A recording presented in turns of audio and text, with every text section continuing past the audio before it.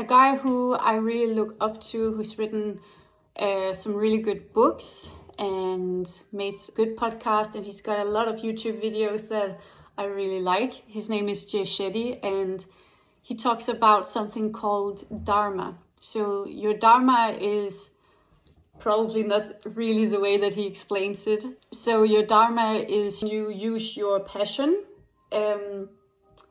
and make this your work, for example, so that you use your passion as a service to other people.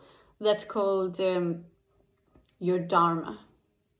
So it's like when you find your calling is your Dharma. If it's starting a business or creating something, it can be an art, it can be a sport, it can be your studies, it can be anything that you really put your heart into. It can become difficult at times. And the reason why it can become difficult for a lot of people is that you start to attach yourself to this. So by attaching yourself to this, it means that in your mind you think that you are this thing, you are this sport, you are this education, you are this business, this job that you have. So especially because when you're really into something, you put a lot of hours into it, you put a lot of energy into it, and it takes a lot of feelings. We all know this when you are really passionate about something. But when it becomes a bit tricky is when we attach ourselves to it. So when you attach your self-worth to your product or to your art or to whatever it is that you do, you get into a trouble because you've handed over your self-worth to other people. So to help with this insecurity and this attachment that comes to it is that you have to have a constant reminder that you are not what you do. You are who you are. Instead of doing and being like you think other people think you should be, and after a long time of doing that, end up disappointing these people and actually also disappointing yourself, you realize that you got neither of it, and it was not worth it doing what you thought other people wanted of you. And the reason why I say doing what you thought other people wanted you to do is because you can never know what other people think. So yeah, of course, sometimes we can be right about an idea we had that some people think, but we have millions of thoughts, and some of them are going to be right. But if we had millions of positive thoughts, some of them would also be right about these people. And you can never know exactly what it is that they think. So it's a little bit this thing of, and this is actually also something that Jay Shetty, he sometimes mentions, is that you are not who you think you are. You are not who they think you are. You are who you think they think you are. So it's a perception of a perception. So, and this is something that I've learned a lot through horse training, and either if you are into horses or not, I think this is something that helps me a lot, is to be a little bit careful of how we define the good and the bad. But the truth is, what's easy is not always what's best for us. And what's difficult is not always what's worse for us. So the secret, I think, is not to get attached to what's good and what's bad, but try to flow with it.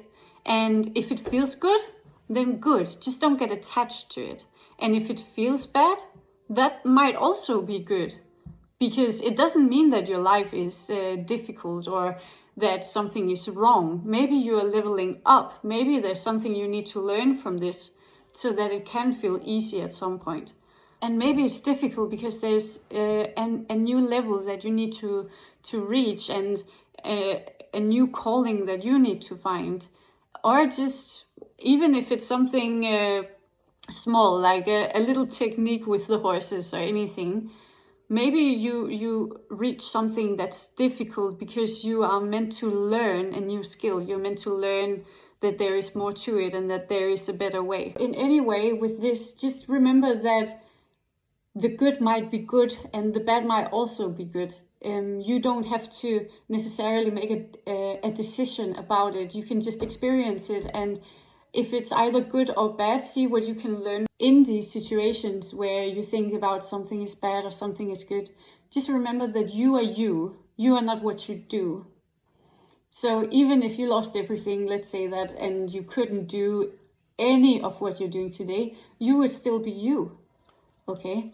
And you can still love what you do. You can still put all of it, all of you into it, but it doesn't have to mean that you have to lose yourself if something doesn't go well. And something that really helped me through sometimes where I struggle a little bit or doubt myself is, he said, remember that you are exactly where you're supposed to be in order to get to where you're going.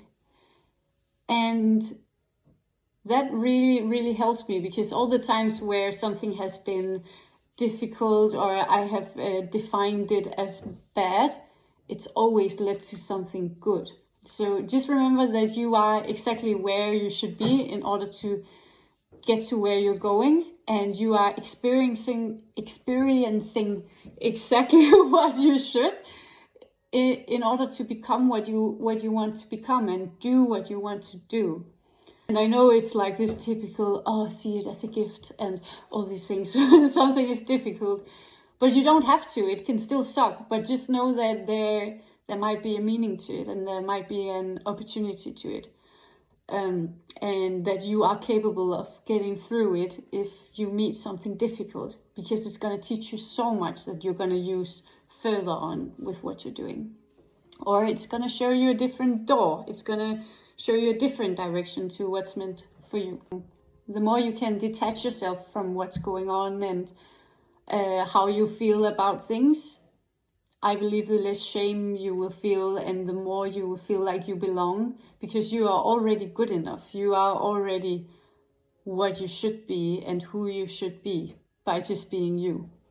And what you're doing is amazing, and it can change and it can evolve, it can pause, it can do whatever it wants, but just know that you are okay by just being you, and people love you for it. That's all I wanted to say. So I hope you will have an amazing Friday, and I will see you around.